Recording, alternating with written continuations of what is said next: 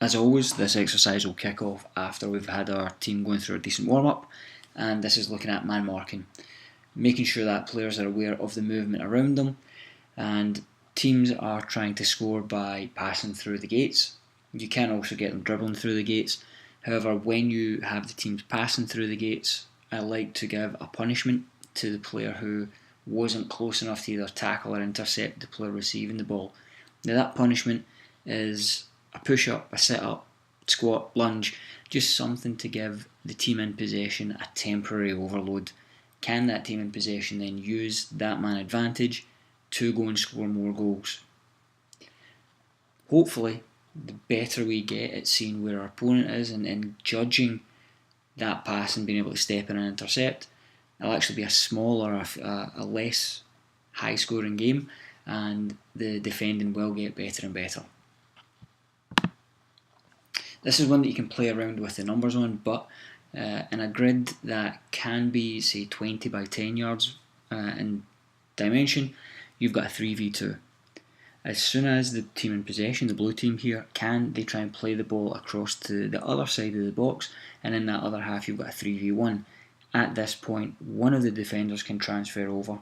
We're looking at that defensive organisation. Can the first player press the ball to force a mistake, force the player to play quicker than they want to, or force them into a pass that they don't want to make? And the second and third defenders, can they be there to pick up the pieces, get that interception? When the ball gets transferred over, we're looking at our players to recognise that transition moment. Who's pressing where and when, or are they just stopping that ball from coming back over? I'm sure everyone's used this exercise before. The one thing that I want to continue on from the previous exercise in this is, when that ball's getting played from the red to the blue teams through the blacks, players do not have to send the defender into the box. If they can, hold shape, try and funnel the pass into an area that they want to receive or they want to intercept it, and try and make that pass difficult for the blues or the reds and steal it. If they can set that trap and get the ball close enough to the white lines, the white lines separating the segments, then can they send that player in to go and defend? Can they get that quick pressure? Moving on to the second session of the week, we started off with some real tactical pattern passing. This was just to embed the ideas that I want to put into my team of how we move the ball from the back to the middle to the attacking third. This is one that we've done before. It's a 5v2 in one of the boxes, and we've got 4 zones set up. There are 3 teams in this one. Every time that the team in possession can find one of the supporting players after X number of passes, I think I normally start off with 4, that team who have just received the ball, they must transfer in to create a 5-player team in that box. 2 new defenders come in, and the team who had possession now have to transfer out into the 3 boxes to create those supporting positions for when the new team in possession have completed their passes.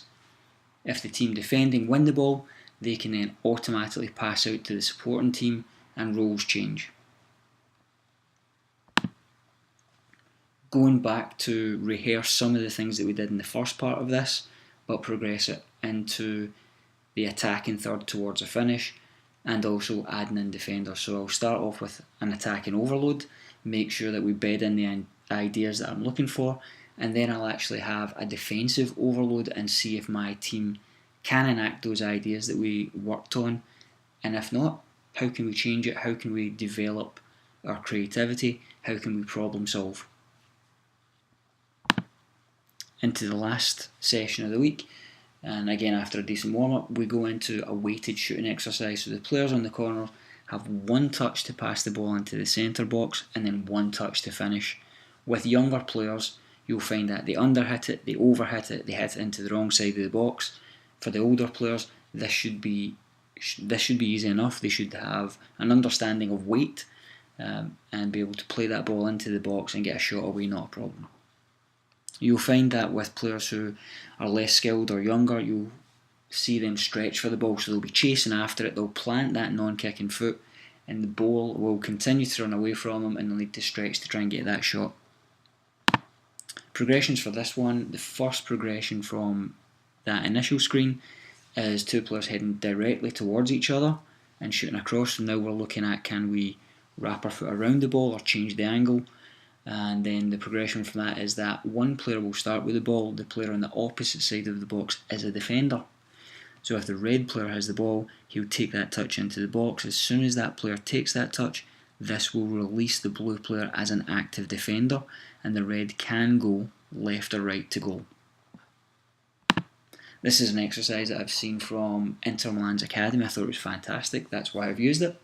And it starts off with a 1v1, the player at number 1 drives into the box, the player at number 3 becomes an active defender.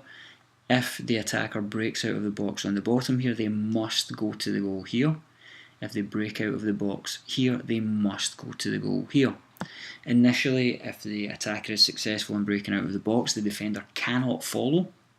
I then progress that to the defender can follow. Players rotate through positions 1, 2, 3 and back to 1. This is an exercise that I used when I was working with Motherwell Ladies, and it is a possession area into a shooting area. So the defensive team in this one actually have an overload, and here as we can see it's a 4v3. The blue attacking team have one instruction: get the ball to your striker as quick as possible.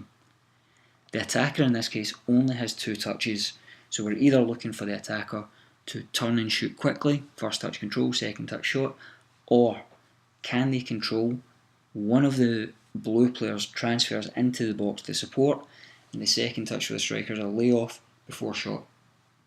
I normally put a time limit on this, so if there is a transfer into the box by the midfielder or the forward, a defender can follow, but it doesn't become a game of possession in that other box. Can we transfer from one box to another to get a quick shot away?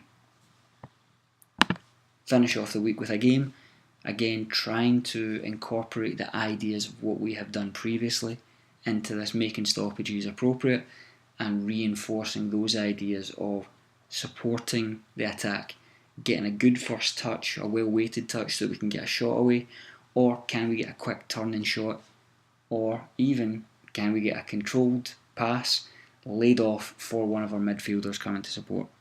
Hopefully you guys will be able to use something from that. I always like hearing how you guys adapt to fit your teams. Thank you.